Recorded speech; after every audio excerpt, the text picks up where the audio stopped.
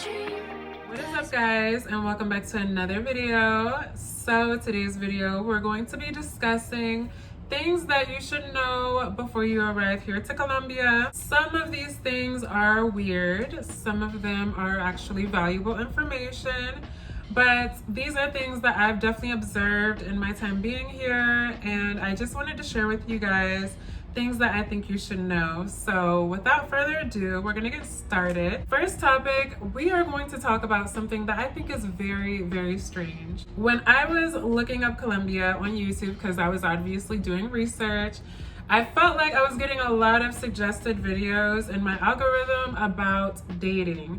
And also I saw a lot of males make videos about dating Colombian women and how to find a good Colombian woman and all these weird things. I just want to talk about this. If you're coming to Colombia with the ideal of looking for women or looking for some type of Colombian romance, that is very, very weird. I feel like, why are people even making these type of topic videos? One, if you are in Colombia and you're trying to look for a Colombian woman, if you know Spanish, that is pretty much it. Like, it should be the same as you would meet any other woman in your country or any other woman around the world who you can communicate with.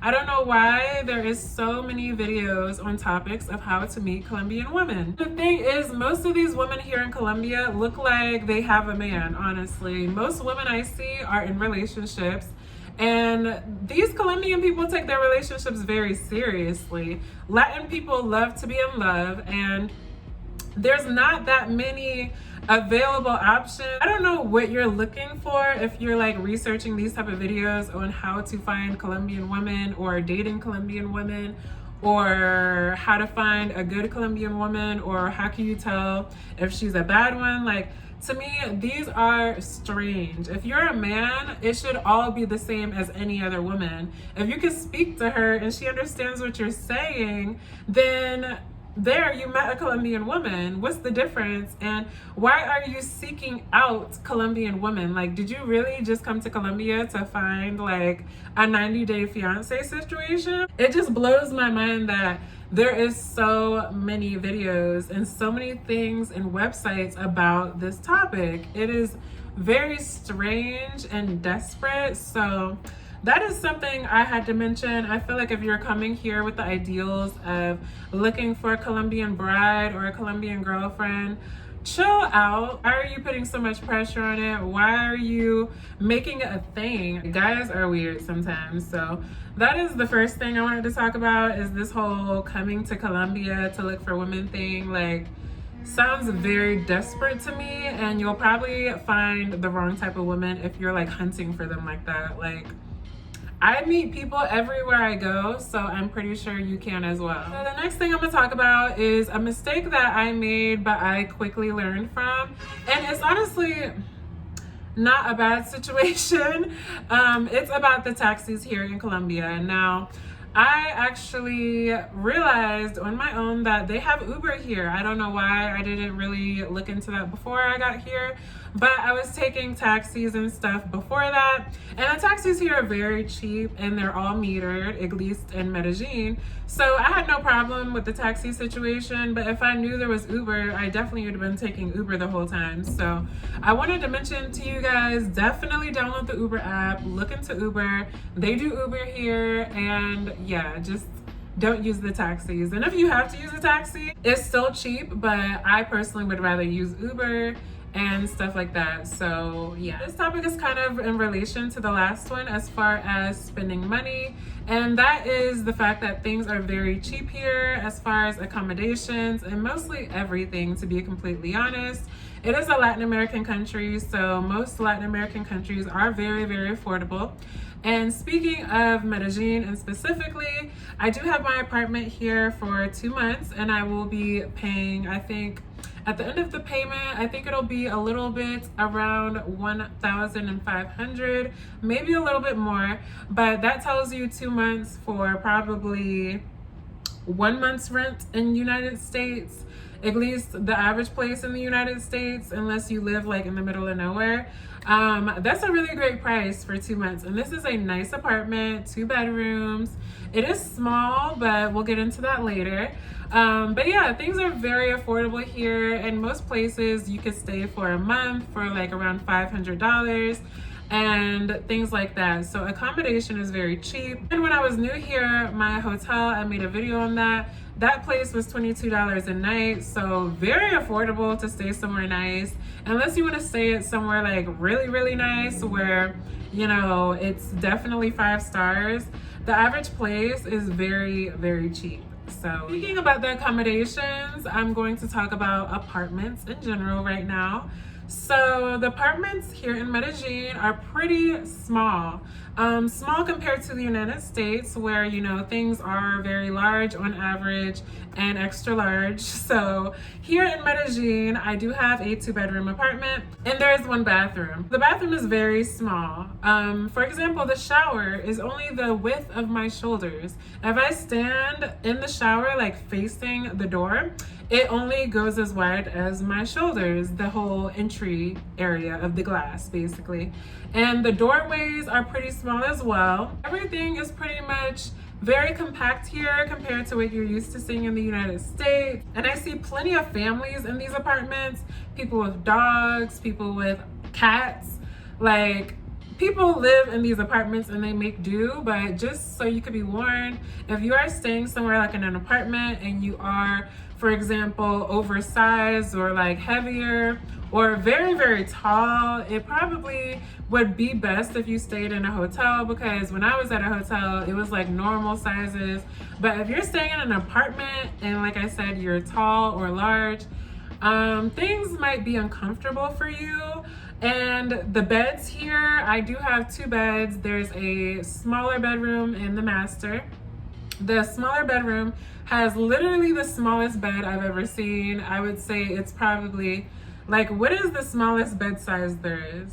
Maybe a twin, I don't really remember, but that is probably that size. And the master bedroom, I would say, is probably a full, because back home I have a queen size bed, so I know if it would be a queen size bed, and that is definitely a full size bed. So yeah, just so you could be warned, when you come here to Medellin and you stay, or when you probably come anywhere in Colombia and you stay in an apartment, things will be very compact. So this topic, I'm gonna talk about Medellin in specific, but it's probably the same throughout Colombia, depending on where you go. But most places that I think people would be tourists at, I think this would be the case.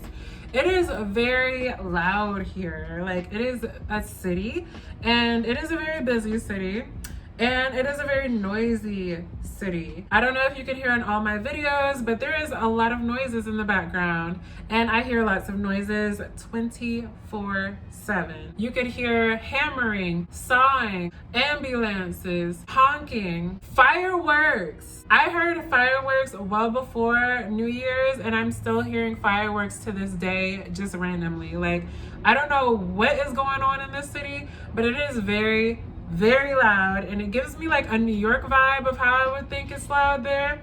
But the fireworks are just completely confusing. Like, I remember I woke up one night at 3 a.m. and I swear it sounded like gunshots were somewhere in this building because my window was open. Here in Medellin, there is no AC. I mean, some places may have AC, but on average, nobody has AC here because the weather is perfect. But my window was open and I was sleeping, and I woke up like literally at 3 a.m. and I thought there was gunshots across from me in the building. Like, it sounded so close, it made my heart stop. I stayed up for a little bit to see, like, was the police coming? Was I gonna hear a siren? Like, I don't know. Now that I'm like used to this town, I feel like maybe it was a firework that somebody was popping, but it was like 5 very loud pows. It sounded closer than anything that loud has ever been to me. Like, it was so scary. So be warned. And oh, by the way, at night as well, you will hear noises all through the night. People's cars going off, random noises, boom claps. Like, this is a extremely loud city. So this should be common sense, but unless you are ignorant to the fact of how Latin American countries work, you need to know some Spanish before you come here, and it would be best to know more than less. I would definitely say I wish I knew more before I got here. I've been studying ridiculously since I've been here, and I will continue to study when I leave, because in Latin American countries, Colombia specifically, Medellin specifically, barely anybody speaks English here. I've seen probably 3 people who speak Spanglish, or they speak English, you know, good enough that we can have great conversations. But for the most part, do not ever expect anybody to speak English here unless you're staying at a hotel, and that person will probably just be the receptionist, and that's it. You have to realize that many other countries who don't use English don't cater to English speakers. Yes, we do in America, because America is a melting pot and there's a lot of Spanish speakers, there's a lot of people who speak other languages there, but Spanish is the second common language in the world. So of course in America we will see things in English and Spanish, but in other countries, especially Spanish countries, they don't got time for you. Like, these countries do not have a good amount of English speakers, so why would they cater to anybody English? Like, they will know some here and there, but for the most part they don't want to be speaking English. They want to speak their native language, and that's pretty much all they know. So if you come to Colombia, please know Spanish, because you will be lost. Just very uncomfortable situations like I've been in, and you'll feel dumb, and nobody wants to not be able to communicate. Now we're going to talk about grocery stores as far as some things in stock. So if you go to a grocery store and you're like me, where you love eating produce, I'm personally vegan, so I mostly eat produce that is fresh. They might not have what you want the next time you go to the store. They might be out of mushrooms for the next 4 days. They may be out of broccoli for the next 3 days. They may be sold out of strawberries. They may be sold out of various things that you see all the time in America, or probably any other country. They have it in full stock, or if they don't, something is wrong with that store and you go to another one and you definitely find it. Here in Latin America, Colombia, Medellin, I have definitely struggled looking for certain things that I saw once and I never saw again, or I saw once and then the second time I saw it again, I bought like half of what they had on the shelf because I knew I wasn't going to see it for a while. Or I went to the store all this time and I finally saw strawberries, which recently happened like 3 days ago. I saw strawberries for the first time in like forever. So if you don't eat produce, then it won't be a huge deal. But another example is when I first got here, I was looking for peanut butter. And when I was going to the Metro store that was like the bigger grocery store, I did not see peanut butter at all, which was very shocking to me. But I found it in a little tienda and stuff like that. And then eventually I went back to the store and saw it. So it's just crazy here. You won't always find what you need, and you just have to make it work. So another fun fact about Latin America is, for some reason here, I've noticed this actually when I was in Mexico, and I do buy vegan hot dogs, which is what I did. I noticed that here they wrap their hot dogs in plastic before they actually package them. And I made this mistake when I was in Mexico. I actually cooked hot dogs. I was asking my friend at the time, like, why does the hot dog look like this and stuff? And he was like, oh, you need to take the plastic off of the hot dog. And I'm like, there's plastic on the hot dogs? What the heck? So yeah, I took the plastic off and it looked like a mess. And luckily I asked before I ate the dang hot dog. But yeah, they do that here for some reason in Latin America. They pre-package their individual hot dogs and then they package them like normal, like in the whole pack. So beware if you're buying hot dogs, even if they're vegan hot dogs, they are going to have like a plastic film around them, and you have to take that off before you cook them.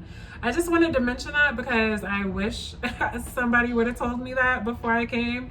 But yeah, that's how they do it here. Winding down, I'm gonna talk about something more serious about this place. You should be warned that there's a lot of homeless people here in Medellin, probably Colombia as a whole. But yeah, there's a lot of homeless people, and you could tell because they're just everywhere. Like, they're in all the grassy areas, like that kind of look like parks. They're just laying honestly in the grass anywhere, like under the shade, sleep. It's very blatant. You can see it. And it's really sad because I don't think they have any programs here for the homeless people. I've seen around the world that there is different programs for homeless people where they get like food. Of course, in the United States, we probably have the most programs to help our homeless population. But in Latin America, Colombia, these people are not getting much help. They are looking very rough and it's very sad, and they're everywhere. So another thing I wanted to talk about, kind of connecting with the homeless, not even just homeless, I'm not even going to discriminate like that, but you should not be flashy here at all. The average Colombian is not dressed down. These people dress very nicely and very normally. However, you are in another country. If you are not, I don't want to be racist, but if you are not Black or you don't look Hispanic or Hispanic-esque, then you will probably be a target. So I would not recommend dressing flashy at all. Me personally, I think keeping it simple when you're traveling is the best anyway, because why would you want to lose anything valuable? And if you are flashy, like, where are you really going to wear that? Because you have to think, in these countries, these people probably don't have as much as you or what you are used to seeing on people on an average basis. So you're just gonna stand out, probably attract predators, probably be robbed. I've seen things of people who have been robbed after living here for like 3 years, and people who have been robbed just randomly after thinking they were safe being here for so long. Me personally, I have nothing to rob. I mean, what are you gonna take? My phone, my wallet. My wallet has really nothing in there, and my phone is like going to be locked if you take it. So it's like, there's nothing to ever rob me about, so I never feel unsafe. The benefit for me is that I am African American, so I do look like people from this country. However, when I speak, I obviously am not from this country. But people do not threaten me. They don't bother me. I've never ever felt unsafe. I don't go out at night really, but I've never felt unsafe walking around alone or with friends.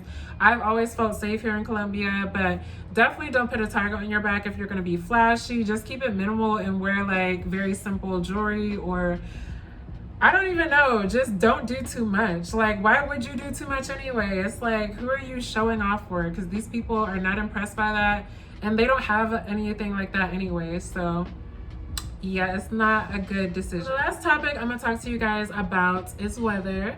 And I want to tell you guys, if you're coming to Colombia expecting all of Colombia to be caliente, it is not. It is not. It is depending on where you are, honestly. For me, I'm currently in Medellin, and this is the city of eternal spring. So the weather is pretty amazing here. The best in the world, actually. And it's really up and down, honestly. You know, it rains periodically. Sometimes you may get rain once a day, or it may not rain until the nighttime, or it may rain and it's still sunny outside. You just really don't know. It's usually around high 70s to like low 80s, and it's always windy. It's really, really amazing weather. Very few people use AC here, and it's just amazing. However, if you go to Bogota, it does get cold at night. The weather there is pretty much kind of the same from what I heard, but a little bit less nice. It does get cold here in Medellin at night as well, so yeah, that is something you need to know.